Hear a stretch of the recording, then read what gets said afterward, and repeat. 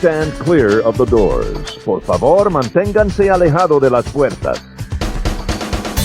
To those guests who've just joined us, welcome. Our next stop is the Magic Kingdom. For those of you standing, please hold on to the handrails throughout our journey and stay clear of the doors. Stay clear of the doors.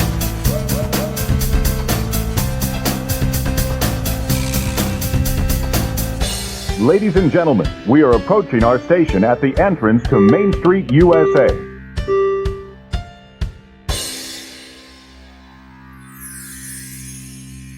Welcome aboard the Monday Morning Monorail podcast. This is Justin Monorail, and this is episode number 236 of the Monday Morning Monorail podcast. Today's Monday, January the 20th, 2025, and we have a jam-packed monorail for you today. Just, can you visualize what the express monorail looks after Happily Ever After? It's that jam-packed on today's show. That's what it's going to be like, but it's going to be fun and a lot less smelly.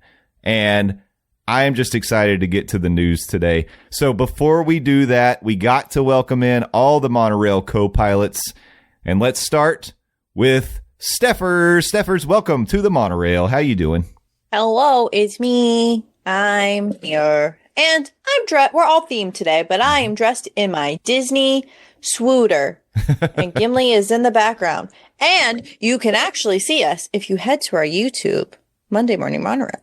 That's right. Bringing the video back. It's happening, everybody. We promised, and we deliver on our promises. That's what we do on the monorail. I'm very, very excited. Well, you know, if you aren't watching, then you missed me sniff myself. And really, that's quality content here on the pod. What? You said we weren't stinky. I had to make sure. I mean, I deodorized. I assumed you all did too, but... I mean, listen, I had to double check. Sometimes you kind of throw your clothes on and you forget to deodorize. I did not. Just fun fact. But, like, sometimes it happens. See, Landon's face says, did I put on deodorant today? See? Well, let's bring him in to defend himself, because we have to discuss all of this. Everybody knows Landon is... I've typically said Landon's the best smelling one on the monorail. So now let's really get into it. Landon the Dawsdone, welcome back to the monorail. How are you doing, and how do you smell?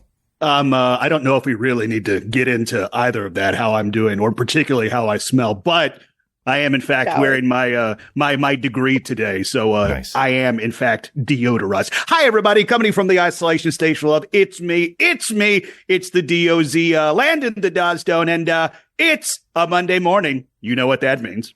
You know what it means, and it means good smelling deodorant. Let me ask you something, Landon. You said degree. Is that really your brand of choice? That is, in fact, my you have a degree in degree of choice. Yes, I do. Yeah, it's set up.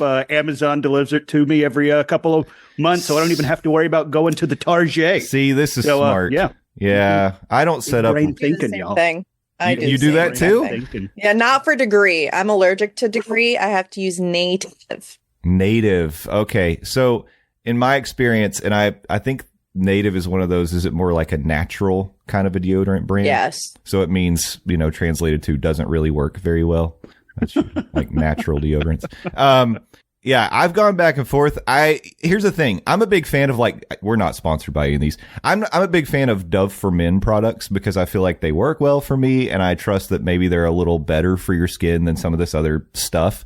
But sure. The Dove for Men deodorant all stinks. I hate it. I don't like any of it. Maybe I just haven't found a good one.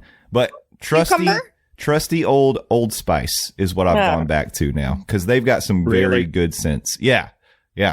They do have good scents, but you're talking about like Stephers was talking about. I think you made reference to it. Doesn't jive with your skin. Mm-hmm. Yeah.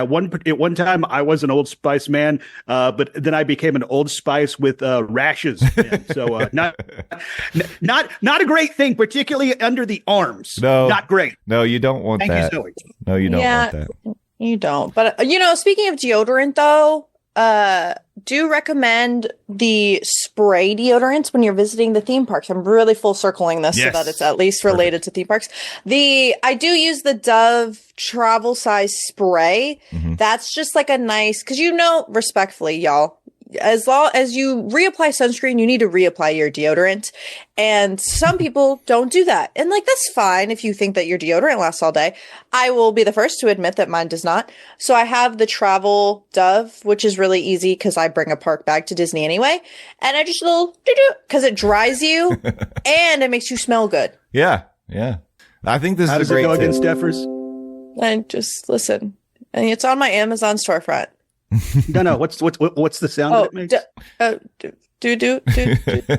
Listen, don't judge me for my sound effects. I don't need that here. Anyway, deodorant.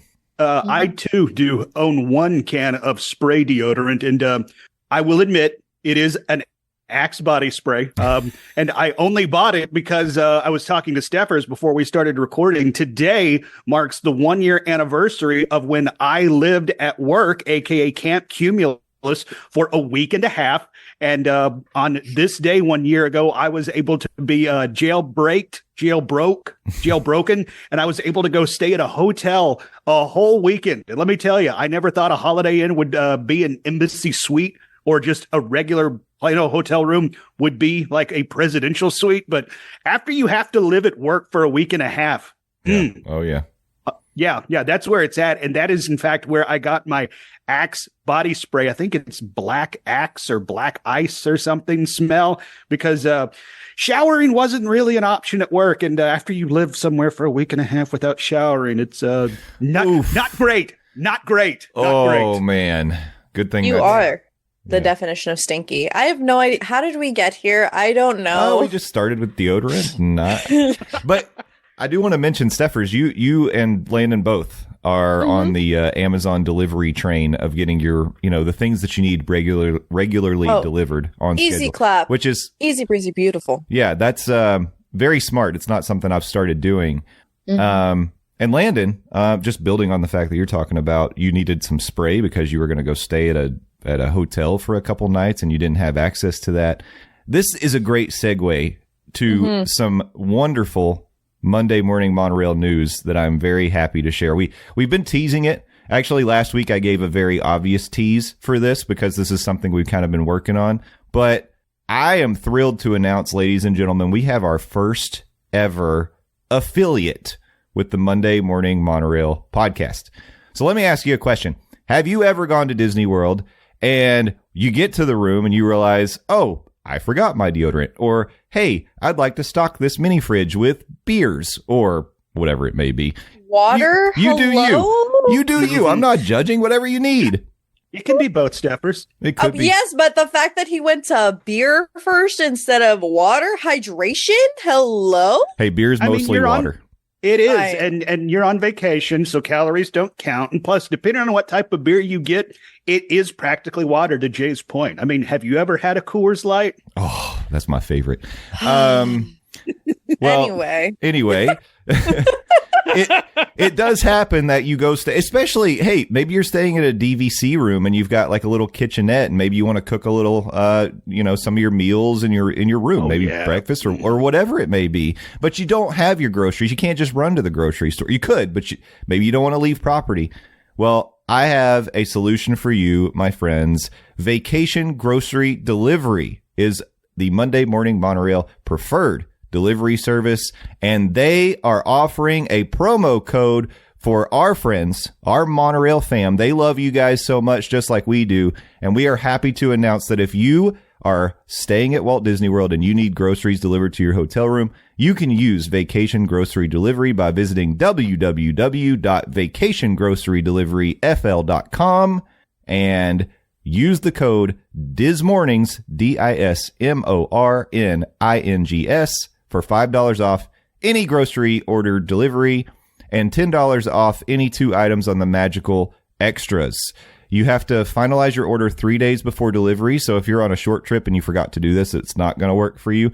But thinking ahead, planning ahead. You can schedule your deliveries, and just to let you know, these people get you. This company is actually run by former Disney cast members, and their services actually go beyond groceries. You can order strollers, coolers, even birthday cakes from this service. So check out Vacation Grocery Delivery, and don't forget to use the code DISMornings for $5 off any order.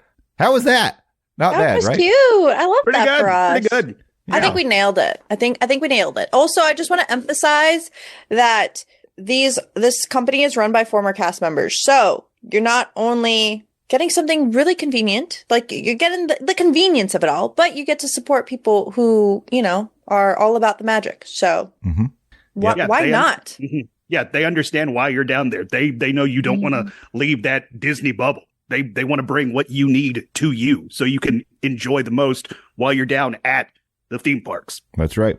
Yeah. So make sure to support the people that support us, that support you, and we're all supporting each other. It's a big symbiotic circle of support. Yes. Support. Symbiosis. Period. Vacation Grocery Delivery. Vacation Grocery Delivery. And this is not going to be our last affiliate. Hopefully we're going to make some other connections. We'll have some more exciting things to share with you in the future, but this is definitely the first. And so welcome to the team, Vacation Grocery Delivery. FL. Very cool. .com. .com.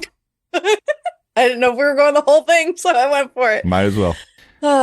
Okay.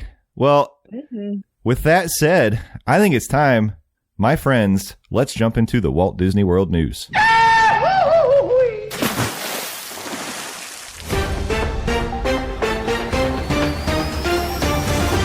That's right, ladies and gentlemen. It's time once again to check the headlines from the most magical place on Earth. And we have scoured the internet so you don't have to. As always, if you'd like to follow along, you can go to dismornings.com and you can peruse at your leisure all the articles, the blogs. We've got a rumor tracker. We've got crowd calendars. We have everything you need at dismornings.com. And I just highly recommend checking it out because it's a cool website. But for those of you who are audio learners, let's go through this one article at a time. But first, I did want to share it. Last week, we were talking about, thank you to Landon once again for bringing up the fact that last week on the 14th, Space Mountain celebrated its 50th birthday. I like to say birthday instead of anniversary. Big 5-0. They lit up Space Mountain gold that night, which was beautiful. And I decided on a whim to leave work a little bit early and go over and ride Space Mountain to celebrate its birthday. And I actually, not only did I sing Happy Birthday to Space Mountain standing right in front of it in Tomorrowland, there was a video on Instagram. Make sure you go. Did. Yeah, check out our Instagram, which is Morning Monorail, at Morning Monorail. But I sang, and then when I rode Space Mountain, I actually I was going to make a video singing it while the ride was going. Let me tell you, we know Space Mountain is a rough ride. We all know that. We get it. Let me tell you how hard it is to try to sing a song and video it while you're riding Space Mountain. Darn near impossible, but I gave it a shot. Correct. Valiant effort, my friend. Valiant effort. If you wonder why that video never surfaced anywhere. Yeah. Good job by you for trying. Also, can we back up to the point, Stephers, where he said he left work early so he could go sing Happy Birthday to a roller coaster? Okay, but hear me out. If we lived locally, would we not do the exact same thing? Oh, man, that would have been a dream come true. If the three of us could have done this together, because then we've got a whole Space Mountain ride vehicle to ourselves. I'm sad I didn't take like a birthday hat. That would have been fun to have like a birthday hat on. Oh, you should have gotten a pin. Yeah. Like a guest relations pin that says happy birthday, and you should have just written Space Mountain. That's what you should have done, but it's okay. Next time, next year. Yeah, hindsight and all that. Yeah, the next time you leave your job to go sing to amusement park attraction. To be fair, it was like 4:30, but still, yeah, it was early. Your boss loves hearing this. Fingers crossed, my boss doesn't listen to this, but this is fine. They did discover my TikTok before TikTok was shut down, so anything is possible. Pour one out for all of TikTok. Yeah. So anyways, it was fun and it was good to be there. I took a few pictures. I even rode the Tomorrowland Speedway so I could get some different angles of Space Mountain all lit up in gold. Here's a lesson I learned much too late. When I walked over to the Tomorrowland Speedway, and we all know you're subjecting yourself to exhaust inhalation anytime you're around that attraction or especially riding it. But here's something I learned. It was a walk-on when I got there. And I was like, oh, great, perfect, because I don't want to wait for this ride. So I go get on. I'm driving my car. I got one of the slow ones. Great. So the person behind me is bumping me every like 2 or 3 seconds. I'm like, there's nothing I can do. It's to the floor. Go around. Go around. There's no going around.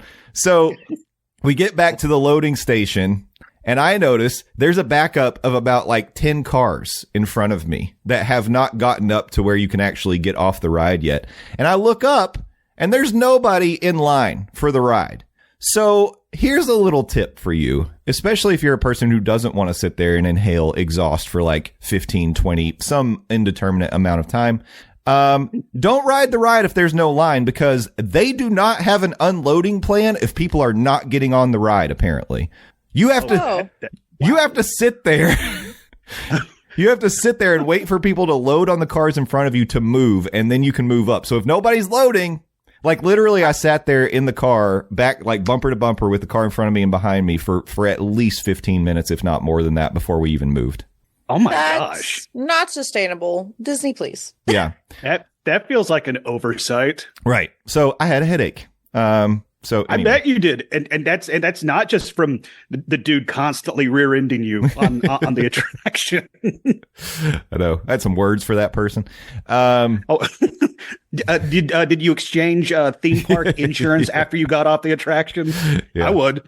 Well, you see, Florida's actually a no-fault accident state. So Of course you would say that. They're just lucky I wasn't packing, because most people in Florida are. It's a stand your ground state too. Yeah.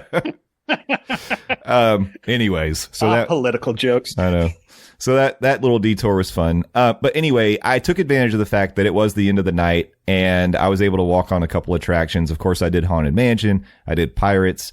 I enjoyed myself. And then on the way out, I had seen that day one of our we'll say community blogs had posted that there was a brand new Spirit jersey out that's solid black. And this is something that I've wanted for a while, because they have, in the past, Disney has created black Spirit jerseys, but they might have white letters, or they've got like designs on them, or they have gold. I saw one with gold or glitter. Yeah. Yeah. And that just wasn't exactly what I was looking for. This one specifically, black, just solid black. The D on the front is black, but it's like a little bit lighter. It's almost like a pewter color. And then the Walt Disney World across the shoulders is that same color. So this is perfect. This fits look at me today. If you're watching the video, this is my standard uniform. I like black.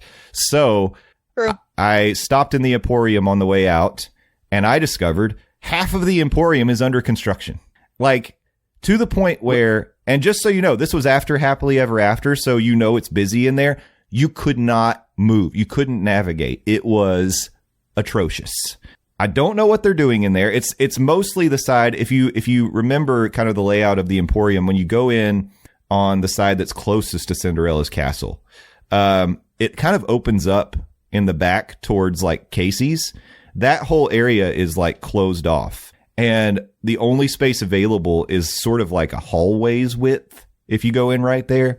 And then it opens up when you get in the rest of the store. I don't know exactly what they're doing, but it definitely created a lot of extra congestion. So my recommendation to you is, while this is happening, if you plan on shopping, a lot of people kind of save their shopping until they're ready to leave the Magic Kingdom, because who wants to carry stuff with you all day? You might want to reconsider, just because it was kind of a nightmare. But if you do it, make sure that you use your mobile checkout. That way you don't have to stand in the lines. I did do that. I think that's one of the best things Disney has added. Yeah. Because I don't utilize it in the parks, because I don't necessarily purchase things from the parks. I'll go to Disney Springs and I'll purchase some stuff there though. And that's something at World of Disney that I love, is that I could I literally, like, the line will be super long and I'm trying to buy this one tiny thing. Yeah. Like exactly. There's a Chewbacca on my shelf somewhere somewhere back that It's literally like the only thing I bought that day. And I was like, I don't want to stand in this line. Do I not get it? And then I was like, oh, mobile checkout. It was one of like the first times I've seen the mobile checkout. And I was like, easy peasy. Yeah. Go. In the flagship stores, I highly recommend doing it because the lines are always pretty long, like in the Emporium, in Creation Shop, wherever you might be. So pull up your My Disney Experience app and just use the mobile checkout. It's super easy. You just scan the barcode or your tag on whatever you're buying. And then on your way out, there's always several of the places where you can stop and check in with a cast member. They'll after you pay, you'll get a QR code that the cast member will scan and verify that you paid. And then if you want a bag, you can take a bag. If not, you're good to go. And it's super easy. So highly recommend. But Black Spirit jersey acquired, and I'm thrilled with it. Well, good job. Is that the only Spirit jersey you own? Because I've thought about it's like I can't pull off the Spirit jersey, and even though it's the black on black, and I do agree, very cool design. I still don't know if I could pull it off. I think you could, man. This one, because I do have one other. I got one that's like a electric blue, and then the lettering on it is like a neon green. Because why not go totally opposite of my normal aesthetic and go very bright? To be fair, you were an 80s kid at one point, and that screams being radical and to the extreme. Exactly. So. It's totally tubular. And I actually bought it because I went, it was when they reopened the Walt Disney World Railroad. I went over there one day just specifically to ride the railroad. I get it. I live a charmed life. I can go to Disney just to ride the railroad. So did you just take a long lunch? I took a long lunch. No, this was a weekend. This was a weekend date. But when I got there, the park was cold, and I wasn't prepared for that. So I bought that Spirit jersey, and it was the only one of the ones available that I was like, yeah, I'd wear that one, I guess. So I have that one, and then I also bought a Royal Caribbean one when I went on my cruise a couple summers ago. So I have 3, but 2 Disney ones. Yeah, I'm with you, Landon. I feel like typically Spirit jerseys, just the way they're cut, the way they hang, like it's just not necessarily my style. But I think this black one, it's a little different because black, it kind of it tricks the eye a little bit. Like black is slimming, black makes it, it's a little bit different. So I think it looks a little different when I wear it, and I don't know. I think you could pull it off. I'll just say that. All right. Well, next time I'm down, assuming it's still in stock, I might give it the old try on there in whatever shop I find it in, and make that call. Maybe so. Because I am Spirit jersey-less, as it were. Yeah, it's funny. I kind of feel like Spirit jerseys are associated with that's like classic Disney merch. Mm-hmm. Oh yeah, most definitely. Most definitely. I didn't even realize that they were available anywhere else. Like, it was a surprise to me when I saw that Universal also sold Spirit jerseys, but then I saw it on, the cruise, and I'm like, oh, so Spirit jerseys are just like everywhere. I didn't know that was a thing. But I was talking to May about it, and May was saying, because she's got one she doesn't really wear, and she was like, the thing about Spirit jerseys is they, like, the material is like a little bit, it's just not super soft. And that is true. Like if you like something a little more soft or stretchy or something, that's not a Spirit jersey. It's not scratchy, I would say, but it's like thick. They're thick and not breathable. Mm-hmm. I would say that. Yeah. So, anyways, it's like, do you like sweatshirts? Do you like to kind of feel strangled by your sweatshirts? Well, boy, do we have something to wear for you. Yeah. Honestly, kind of though. Kind of. Yeah, that's true too, because the collars are kind of tight on Spirit jerseys as well. Mm-hmm. It's interesting. Okay. Last thing I wanted to say, because we did talk about these when they were introduced. Cosmic Rays has a couple new items on their menu, and I of course, I'm a fan of Sunny Eclipse, the biggest little star in the galaxy. If I have a chance, are you? I love Sunny Eclipse. Big groupie. I travel all around the galaxy with him. No, you're not a groupie. You're a Band-Aid. I'm a Band-Aid. But I do like to catch a Sunny Eclipse set when I can. And so having the opportunity to try a new menu item afforded me that opportunity. I went over to Cosmic Rays and I tried the black garlic truffle Parmesan fries. And a Greek salad, because I love the Greek salad there. Let me just tell you, I was very pleasantly surprised by those fries. I don't know. I don't think I expected them to be bad, but I think I expected the truffle flavor to be a little lighter maybe not quite as obvious. They're pretty garlicky and truffly. I mean, the flavor like really punches you right in the face, and that's what I'm looking for with truffle. So I really liked them. I wouldn't like, they're nowhere in the ballpark of the truffle fries you can get from like the Enchanted Rose or somewhere like that, because those are just untouchable. Yeah. But for a quick service black garlic truffle Parmesan fry, I like rating it on that scale. I'd easily give them 8 out of 10. Easily. They were great. Yeah. High marks. Okay. Yeah.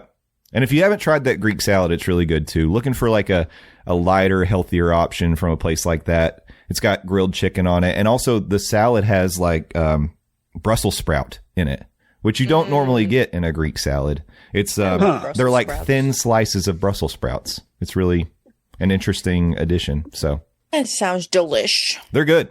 Very, very good. It was a good night. It was a short night in Magic Kingdom. I still have not properly watched Happily Ever After since it's been back.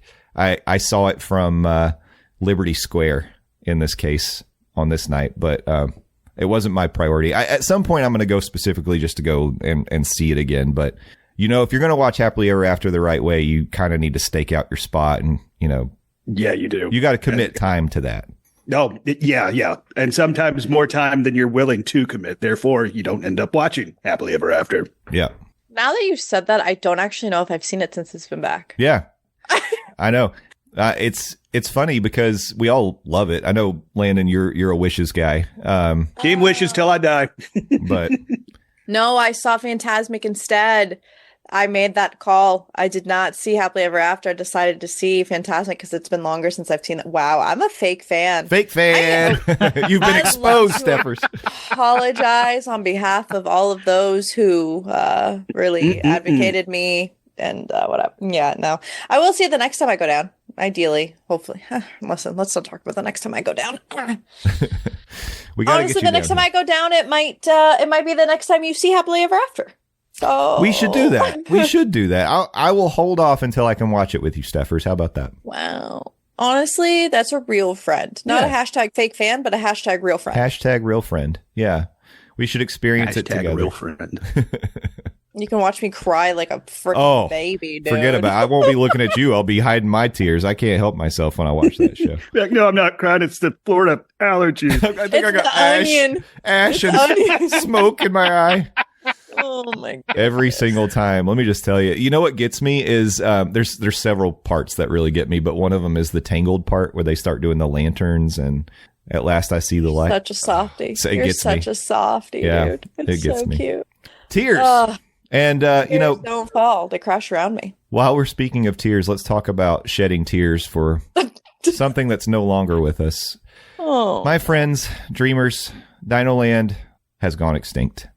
Oof. It's finally happened. The meteor, we knew it was coming. Countdown to extinction. We've been saying it all along, and here it is. Officially on Monday, the walls went up. So if you didn't go on Sunday, I know we have a friend who actually, a mutual on the socials, who rode Triceratops Spin all day last Sunday.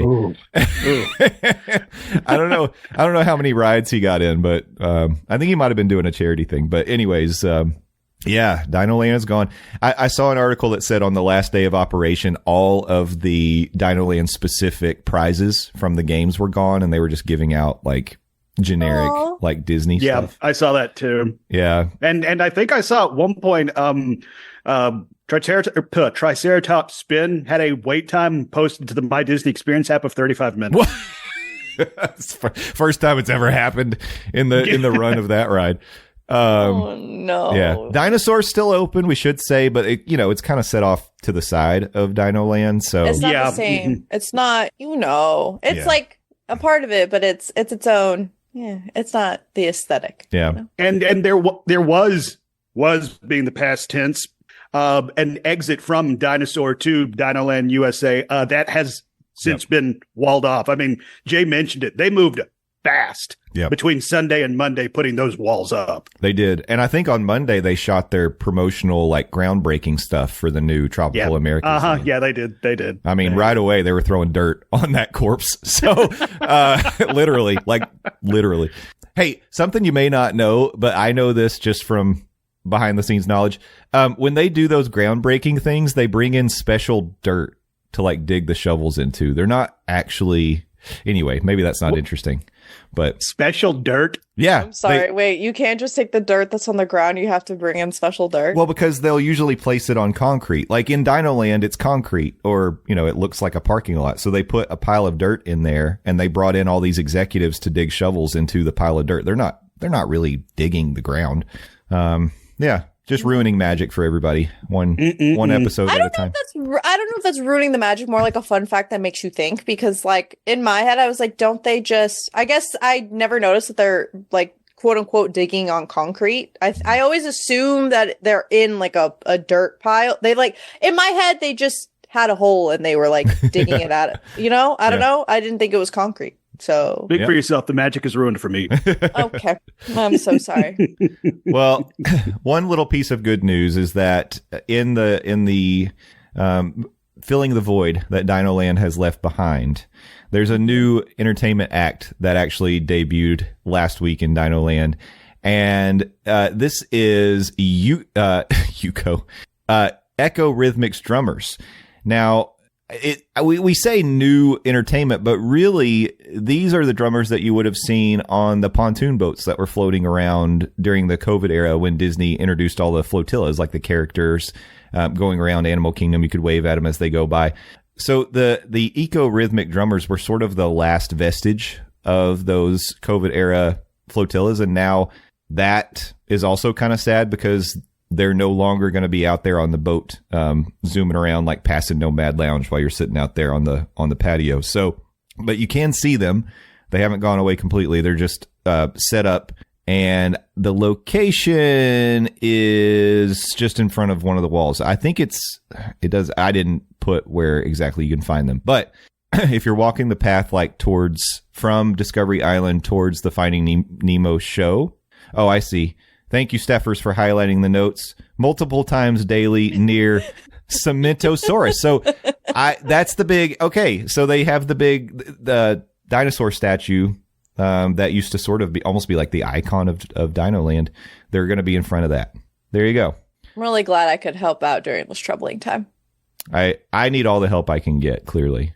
I didn't know that dinosaur was called Cementosaurus. I didn't either. And I questioned the historical accuracy on that name, Cementosaurus. Yeah. Is that a real dinosaur? Well, dinosaurs aren't real, Landon. The Bible tells us that. Once again, just ruining the magic. Gosh. Oh. True. Also, I don't know if you said this because I, was too stuck on you trying to figure out where it was. But essentially, it's eco because I'm assuming like an environmentally friendly kind of vibe where it kind of teaches you about how to reduce, reuse, and recycle. Yeah. And they're playing some familiar Disney songs. So it's like the edutainment. Absolutely. Listen, they're bringing it back. They are low key bringing it back, which we'll talk about with one of the other articles you're talking about, which I have thoughts on, but it's fine. Have you all ever stopped to watch the Jameters in Epcot? They usually, they'll bring out like trash cans and stuff like that, and they use those as it's like watching Stomp. Yes. Yeah, actually, I have, yes. Yeah. Okay. I was like, is that what they're called? Yeah, the Jameters. Yeah, the Jameters. Yeah. Yeah. See, it's fun and whimsical when they perform, but when I do it, my HOA says, Landon, you're causing a distraction. Mr. Doan, people are trying to sleep at this time. Once again, if we have to tell you this, we will call the police. Yeah. Correct. You do not get paid. You are not a paid actor. Exactly. I'm doing it for free. I'm doing it out of the goodness of my own heart. You could. By the way, Cementosaurus is not a real thing according to Google. So I'm really glad that you Googled it. Thanks for looking that up for us, Landon. You knew it was gonna eat at him. It'll be like, is this really real? Yeah. I just need to know.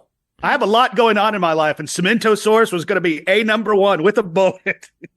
Well, I'm glad we resolved that. Done and done. Wait, I want to do the next one.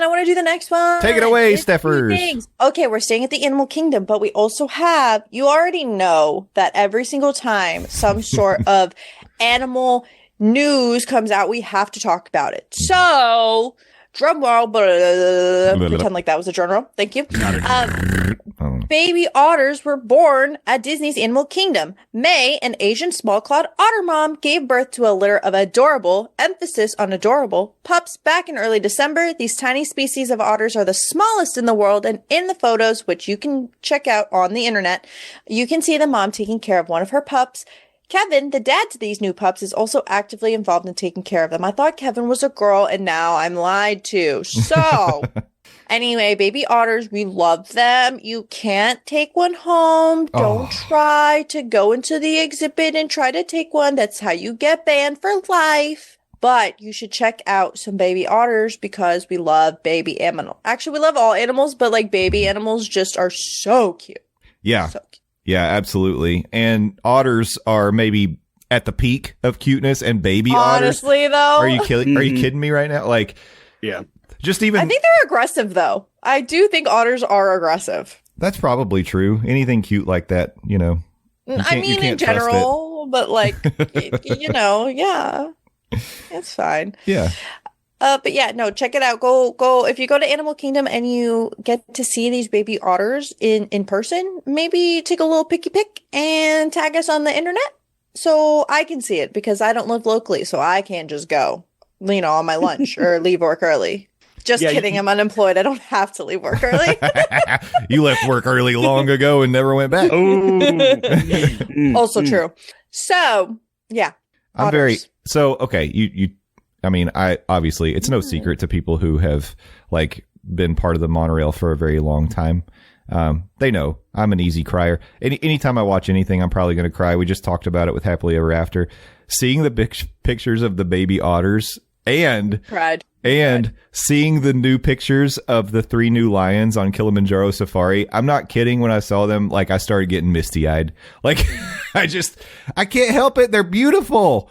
I'm so happy that they're there. And they are cute. Yeah. They're so cute. Stop. They're so it's like a baby Gimli, but like an otter. Yeah. They're the cutest.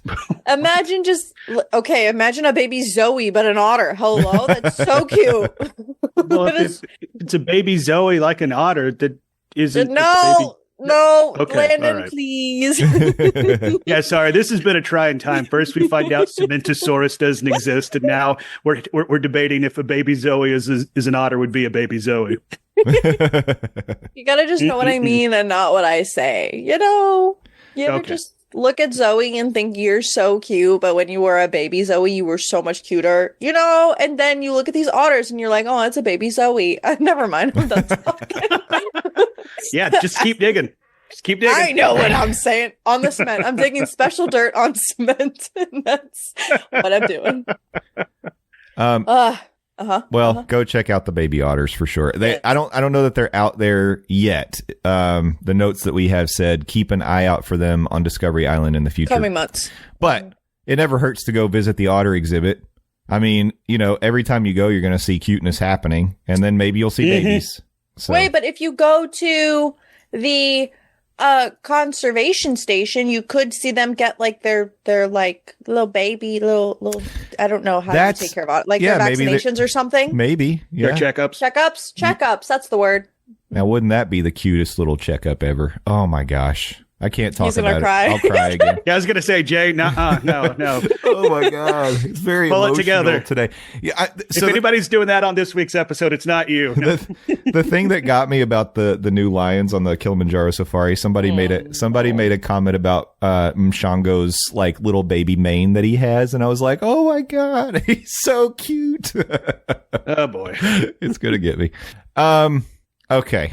I think that's all we had for Animal Kingdom today. So that is.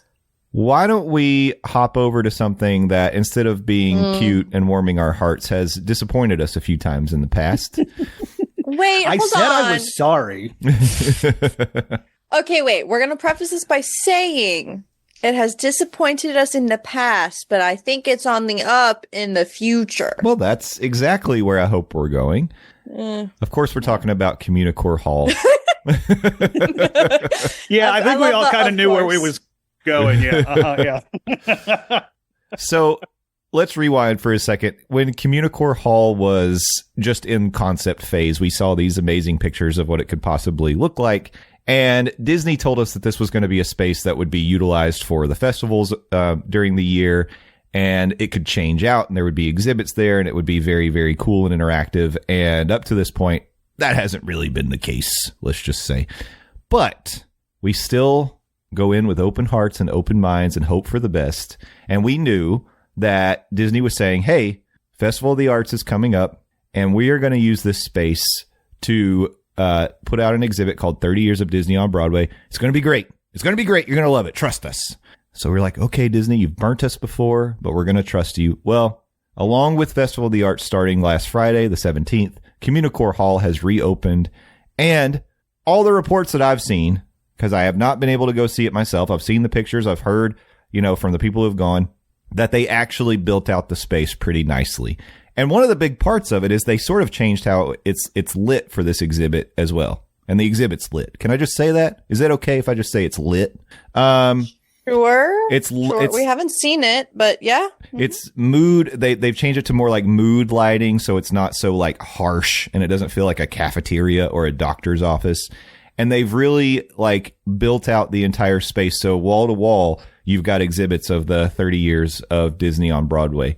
So I feel very good about this, and I'm excited to go check it out. There was some talk of the Council of the Bobs going over and visiting Epcot today, but the weather outside is a little bit frightful for us Floridians. I'm not sure I'm going to go over there, but we will see. I'm excited to go check it out finally, and I have hope that this is the Communicore Hall that was at least promised to us or close to it. I think this will utilize the space a lot better. Like, I think there was too much space for what they were trying to do originally, and I think this is a better utilization of the space that they actually have. And it being lit a specific way, I think the ambiance, overall, I think it'll be less cafeteria hall and more immersive Disney experience that we want. That's what we wanted. And maybe, who knows, maybe they got a little music playing in there. Ooh, wouldn't that be music? Nice? A little mood That'd music. That'd be cute. Yeah. I'd love that. It doesn't really take that much to create a space. And it was like, all I'm going to say is it looks like Disney put the effort in that we expected them to for this. And I appreciate that. So me too. Yeah. So I'm looking forward to checking that out. Do you want to take this next one, Stephers? This is pretty exciting. Yes. We're moving to Animal Kingdom. That was honestly, that was our what? You said what? Animal Kingdom. I mean, Magic Kingdom. Sorry. We're leaving Epcot and we're going to Magic Kingdom. Sorry, I was still thinking about the baby otters. Let's be real. I also have a tab open looking at the baby otters, so that's why my brain just That's fair. That's fair. There has been new concept art revealed for a princess float for the new Disney Starlight Nighttime Parade coming to Magic Kingdom. Disney has released some new concept art revealing a new float themed to princesses for the upcoming Disney Starlight Dream the Night Away Nighttime Parade coming to Magic Kingdom this summer. At Magic Kingdom, a nod to the past with our eyes firmly set on the future has become a bit of a motto for the creative team bringing this parade to life as they prepare for this all-new nighttime parade for its debut. The team is drawing inspiration from not only the rich history of nighttime parades at Magic Kingdom, but also some of Walt Disney Animation Studios' earliest animated features. So we could see it pays homage to Disney legend and artist Mary Blair's original concept artwork for Disney Animation Cinderella, anchored by a gleaming fountain of life that overflows to illuminate a cosmic ballroom. The float is just one piece of the constellation of classic and contemporary stories that make up this new parade.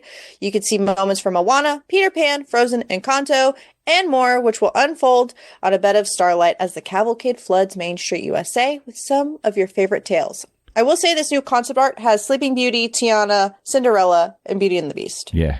So, Slay, you know what we do need as part of this parade? Moana? No. Wait. No. We don't need Moana. We need... It's Stephers. We need Mulan. Encanto. We need more Encanto. I hate it here. Thank you, Justin. Yes, we need Mulan. Period.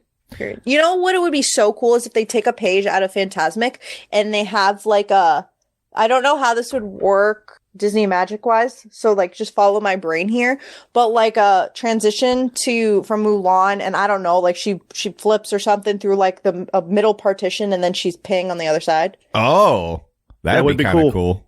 That would be kind of cool. Like you'd have to have two actors, which honestly Disney, like cast members need jobs. Just do it's magical. They don't need 2 actors. Okay, well, I don't know how that would work otherwise. But then you do like that, and then it's like a cool whatever. Anyway, I like that idea, Stephers. Disney, there you go. Make it happen.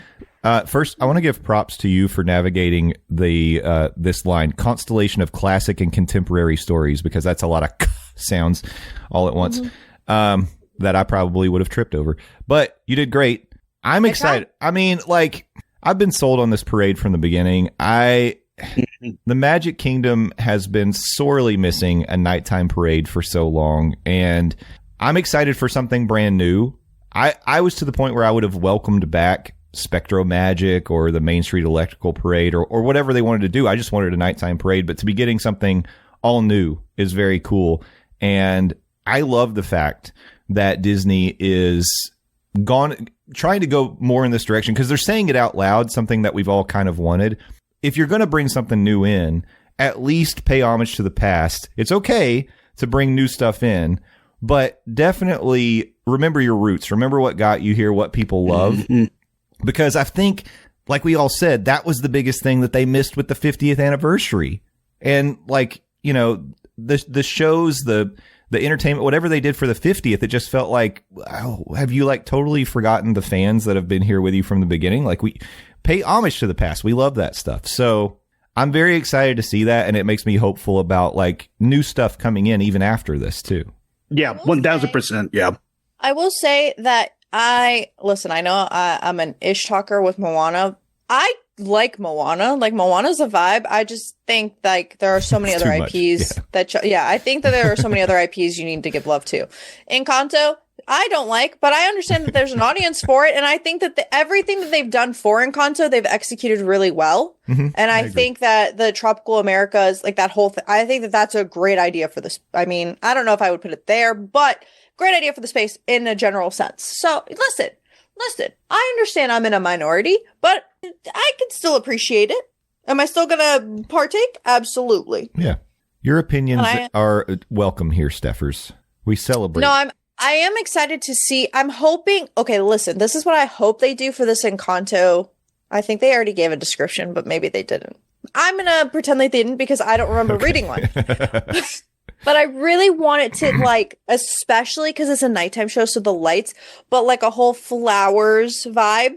Like, it's kind of I don't know if the whole float needs to be flowers. Maybe it's a split thing. I'm really into the split so that you get more for your bang.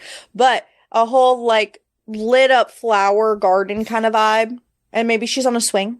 Yeah. I think that would be cute. I remember seeing Mirabelle in concept art for this parade, but I don't really remember much. And maybe Bruno was in there too, but I don't remember much else. It seems like go ahead, Landon. Sorry. I'm hoping they lean more into the candle when it comes to Encanto. If this is going to be a nighttime show, it's like really like lean into the candle and like oh geez, that song that is in all I believe it's a Spanish. Yeah. Just having that song play, telling the story of what the candle meant to that family. Like, I think that could be just really magical. Yeah. Yeah. That would nail it too. Wow. So many ideas. We were coming up with our own parade at this point. Listen, we can. Disney.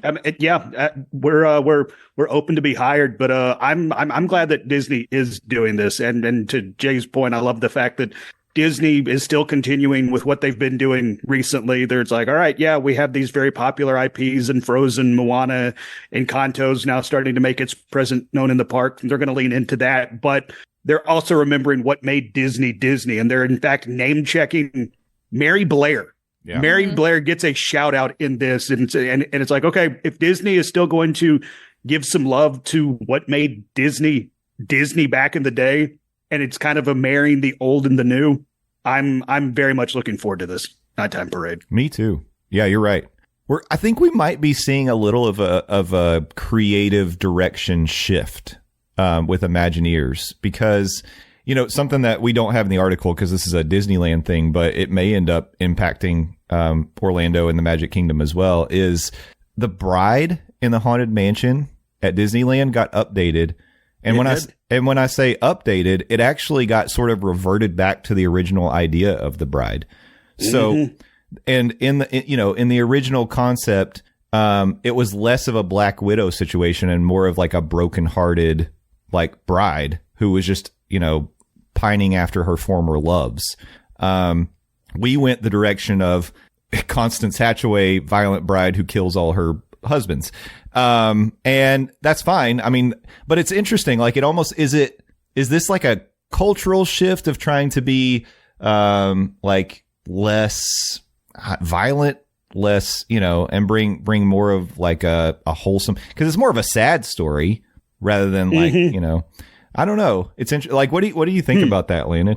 I mean, laying it out the way you did with the Black Widow storyline that ran throughout the Haunted Mansion kind of made me realize that storyline kind of runs in a juxtaposition to the rest of the Haunted Mansion, because, they're these happy haunts who are throwing a swinging wake. They just want to have fun and they're here to party. And then, oh yeah, by the way, here at the end, here's this one bride who's been on a murder spree. And now, if you believe the story that was told with Constance Hatchaway, throws you out of the attic and kills you, quote unquote, kills you. Maybe. I don't know. Again, it's in game. It's open to interpretation, but yeah, it's like, I do think it is a possible interesting storytelling shift with what Disney could be doing in the future. Because I mean, like you said, right now, this is just a Disneyland exclusive thing, but longest time, Hatbox Ghost was a Disneyland exclusive thing, and we saw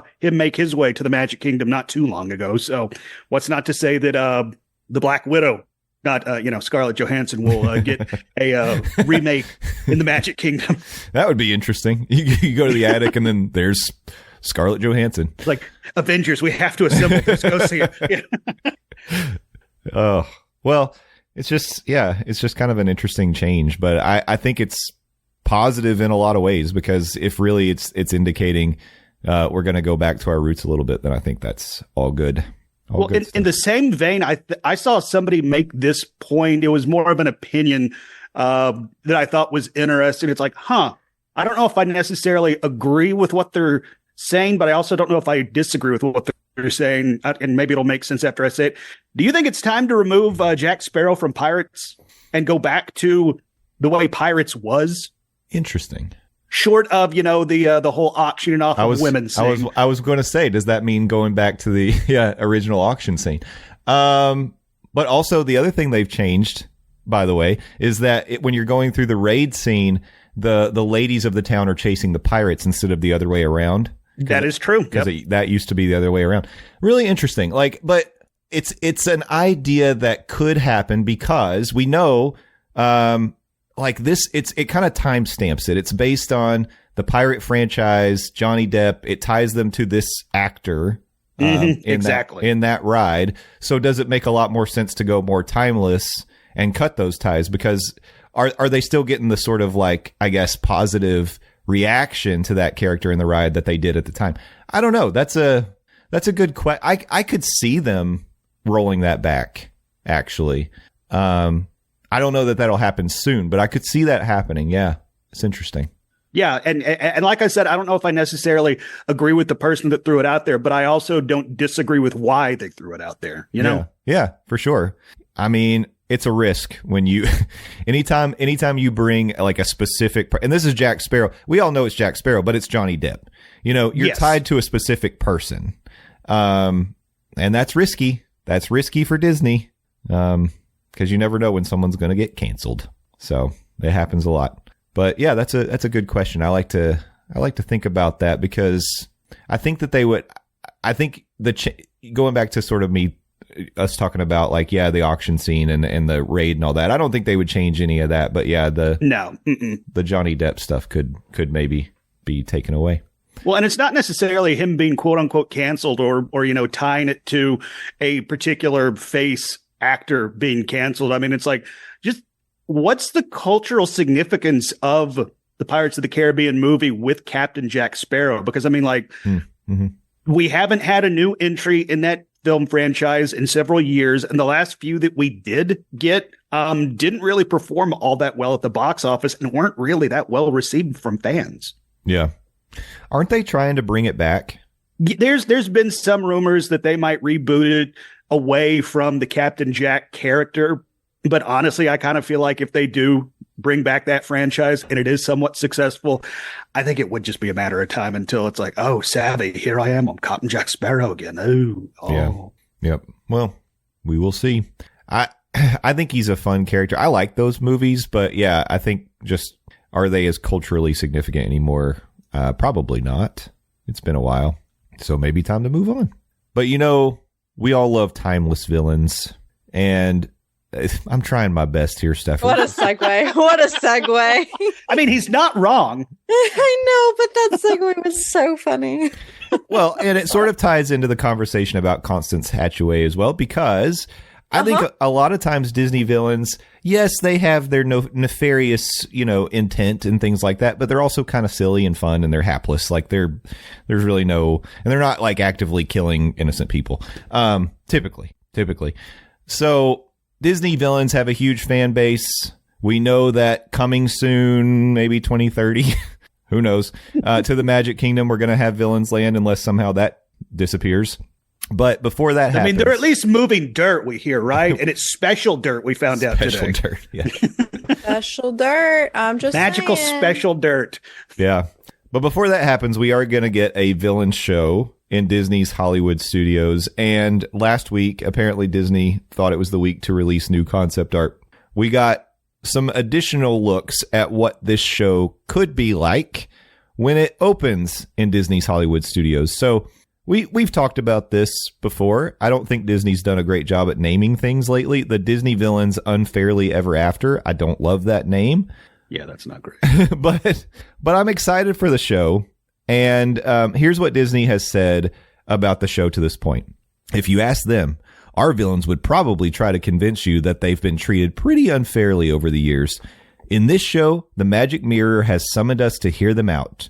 Never once to let a dramatic performance pass them by, fiendish foes Cruella de Vil, Captain Hook, and Maleficent will break through the glass and take the stage to prove once and for all why they are the most misunderstood. In the end, it will be on you to make the final call in a delightfully wicked finale filled with dozens of the most infamous evildoers awaiting your decision from within the mirror's realm.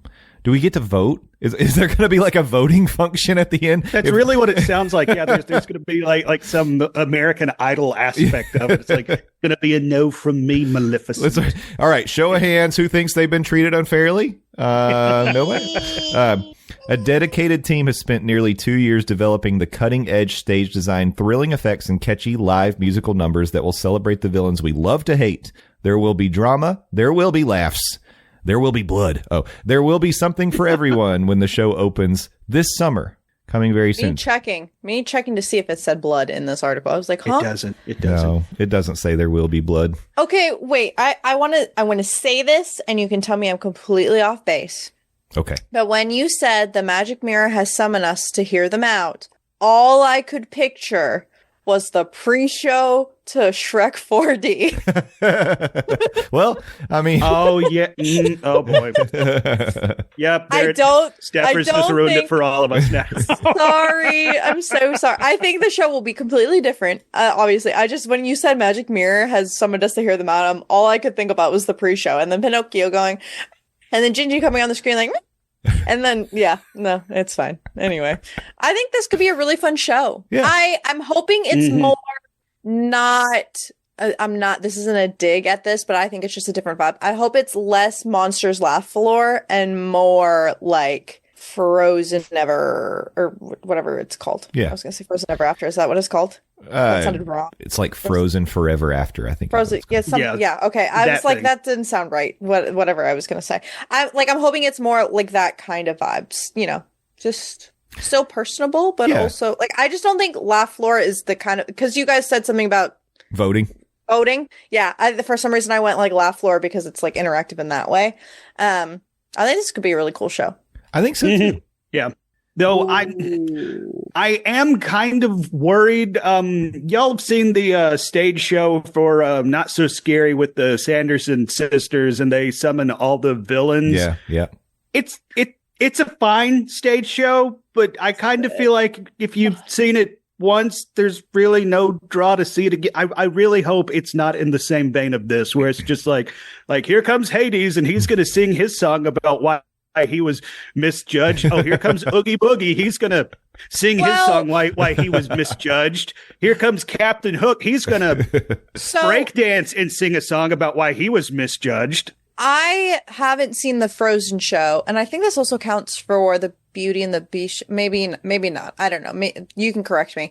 But I feel like there are aspects of those shows that make them rewatchable. Like, I'm hoping that this show is quote unquote feel good, even though it's a villain show. Whatever. Feel good enough. So there's rewatchability. I don't think Disney would do all of this just for it to be like you've seen it once, you've seen it. Like, you don't need to see it again. So maybe that's like rotating villains or highlighting different villains on different shows. I don't know what that would even look like. Honestly, it could just be the same exact show every single time, but somehow it's still rewatchable. I don't know. But it's like, to your point, we're name checking and comparing. Maybe it'll be like the Frozen sing along show. It's like that show is the same every time you see it, but the storytellers are different, and the storytellers bring a new element to it, a rewatchability. Yeah. So maybe Disney is going to go in the same vein as that, because in this readout from Disney, it name checks a couple specific villains, but then at the end of it, it says the quote, delightfully wicked finale is filled with dozens of the most infamous evildoers. So that's implying that it's not just going to be Cruella, Captain Hook, Maleficent, and the people that they specifically call out. It kind of feels like it's going to be everybody from across Disney movies. Yeah. Hear me out. What if they added Pete? That's his name, right? Pete? Are you talking about like Sideshow Pete? Sure. The one from the Mickey shorts and stuff? Yes. The one from the Mickey short. Okay, yeah. I was like, that is the name. Pete sounds Pete. Right to me. Yeah. What if they added later Pete? A goofy movie and a goofy show? Was he called Punxsutawney Pete at some point, or am I just mixing Bless you. I think you might be making that up. Oh, okay. I'm going to Google it, but that sounds... It sounds fun. It sounds fun. It's just like, fun to say. But like talking about history, you know what I mean? Like we were just talking about how the history in the past, like that would be a cute little homage to the... No? All right. I'm going to stop. No, I think you don't have to stop, Steffers. I agree with you. Here's what I think. I think that all these ideas that we're pulling together are going to sort of be involved here, because if I'm reading the tea leaves, what I think is going to happen, you've got Cruella de Vil, Captain Hook, and Maleficent. They're the hosts of the show. I know the magic mirror is pulling us in. Great. But they're really going to be the hosts of the show. And I would imagine they are going to have mics on.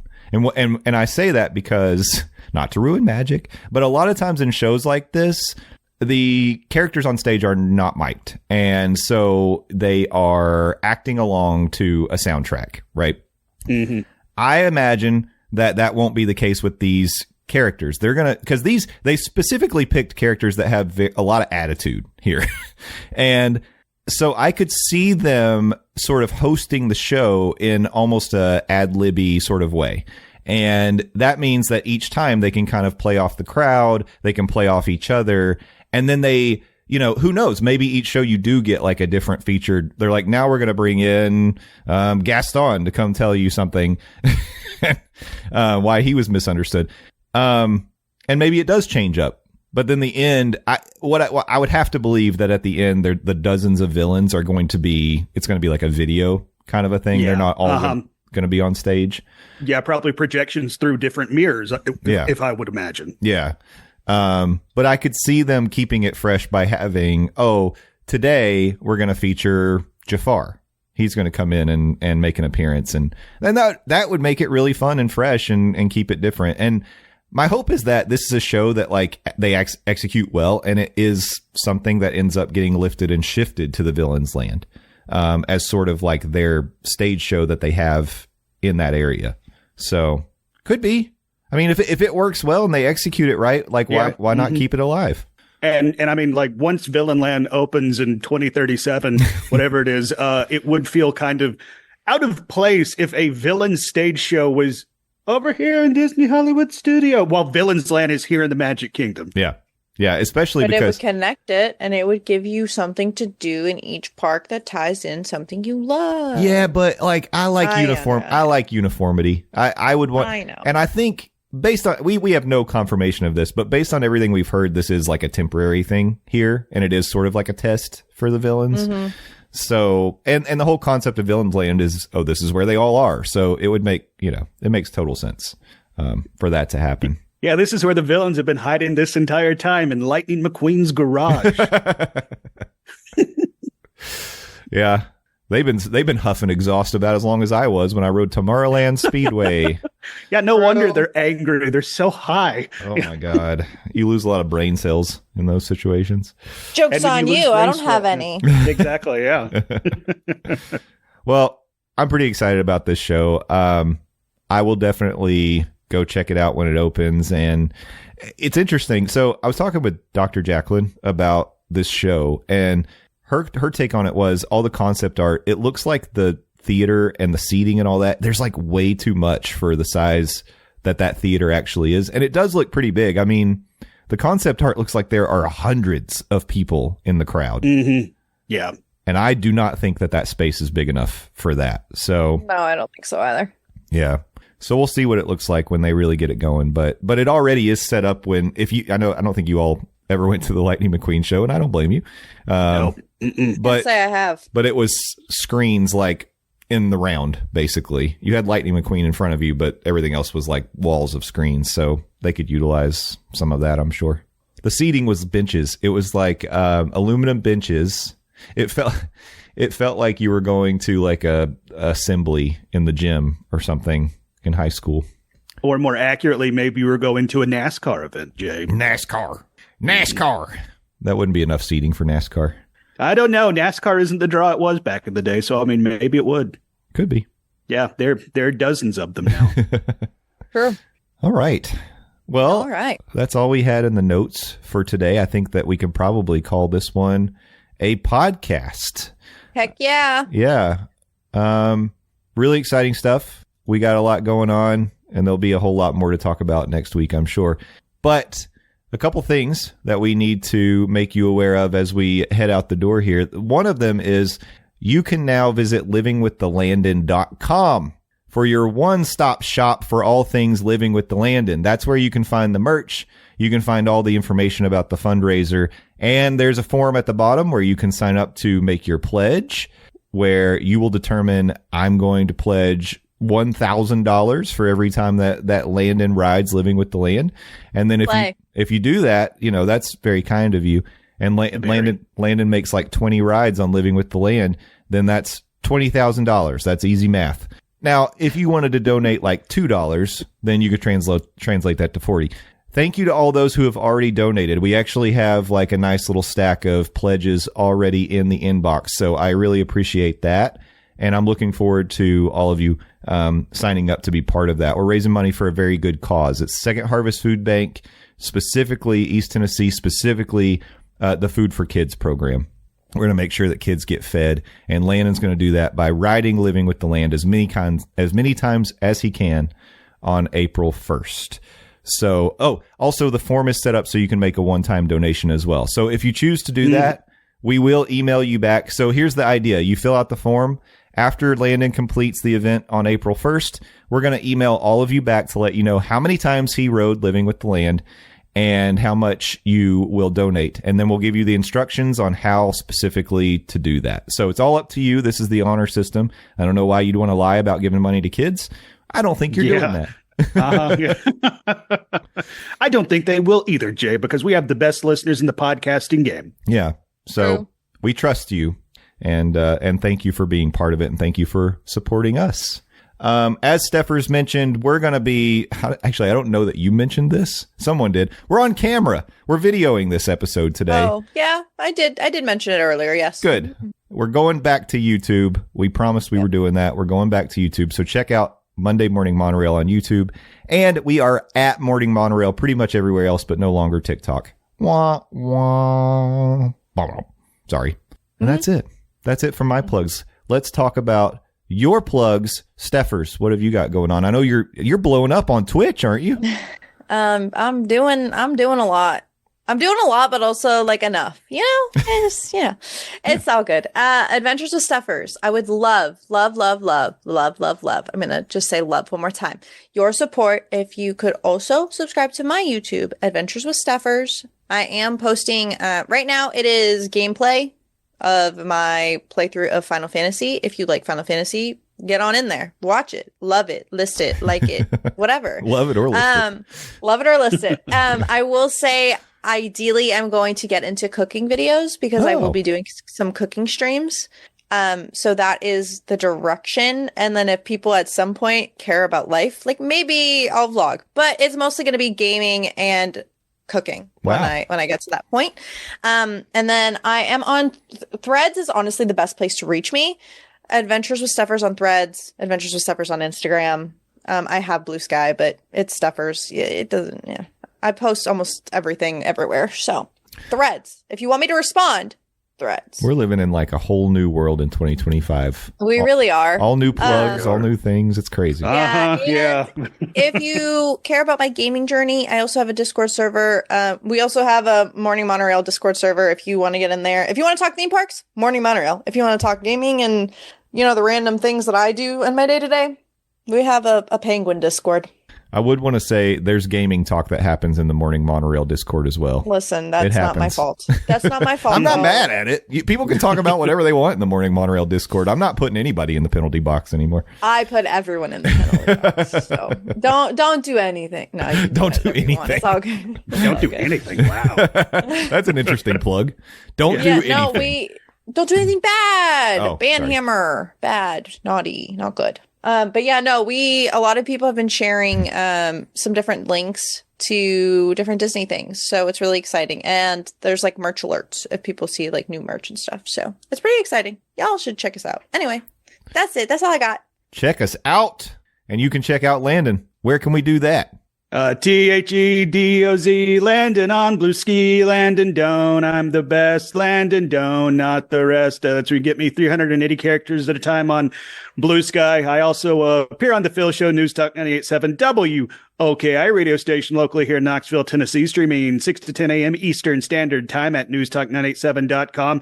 Also available in the iHeartRadio app and the News Talk 987 app as well. But I have been making sporadic appearances on the Phil Show, and this week will probably continue to do so. Hopefully this is the last week that my sporadic schedule will continue, because over the last month I've been having some stuff going on in my personal life, and last week my dad passed away, and it's just been really hard. And I know a lot of y'all have reached out, and you've been praying for me, my family, and my mom along the way, and it means a lot. But when I said we have the best podcasting, we had the best fans in the podcasting game, I truly mean that. And thank y'all. But we'll be here every Monday to make y'all laugh about fun little stuff down in Orlando, Florida. But breathe, have a little bit of fun. You do both of those things, that'd mean the world to me. I'll talk to y'all next week. Love you, mean it. Love you, Dad. Love you, Papa Doan. Love you, Landon. This one's for the Big Frank. Yeah, absolutely. Keeping you and your family in our thoughts and prayers. And thanks again to all of you who've reached out and support. It really means a lot. And life happens. Like real life happens to us too. And we manage through it as best we can. But the way that we get through a lot of hard stuff is community. I say it all the time. So lean on each other when you need to, and you can lean on us. And we will be here next week with another Monday Morning Monorail podcast. We love you all so much. You're the best. Please, if you haven't already, join the Monday Morning Monorail family on Facebook and hang out with us all week long. And you know what? If you don't want to, that's okay. We'll be back here again next week. We'll be on your podcasting apps, and we'll be happy to see you then. But until then, thank a team member. Thank a cast member. Be excellent to each other. And party on, dudes. We'll see you next time. We love you. Bye-bye. Okay, bye-bye.